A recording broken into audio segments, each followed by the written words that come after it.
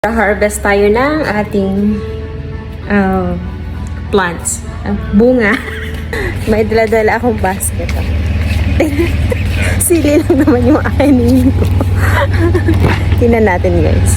Ganda ng sunset. Ganda ng sunset.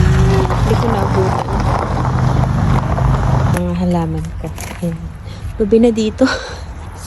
Magsa 7 o'clock na. So, ayan. Meron tayong isang talong dito. Dalawa pala. Tapos may nagbubulaklak pa siya. Ayan.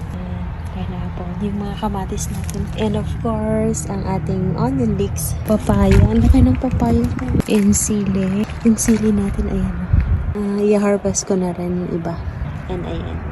Yung sili, pineapple, and ayan, itatanim ko pa yan. Ililipat ko.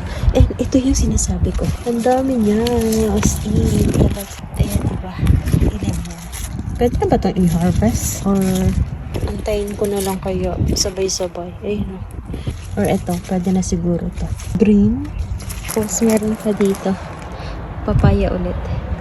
And ito, another green bell pepper. Ayan, namumulaklak sila. Tapos okra.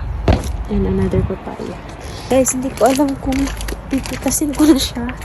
Parang, hindi, yung ano na lang. Ito. Mga siling to. Ayan. Pakalubot na siya. So guys, kunin na natin to. Ay, ito guys.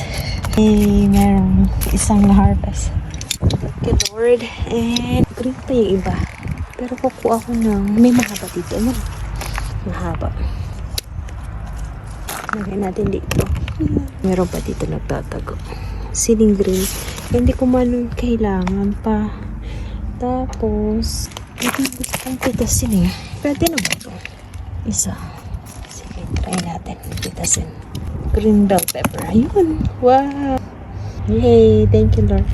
Nakakatuwa.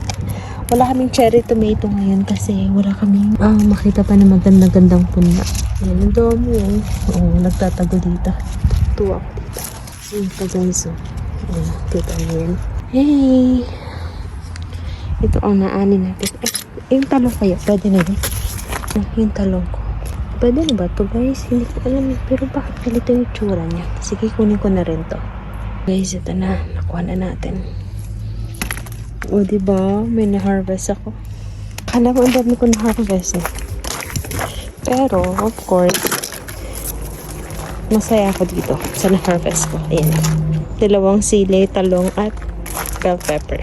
So, yun lang guys. Thank you sa pagsama. Ito na yung na-harvest natin.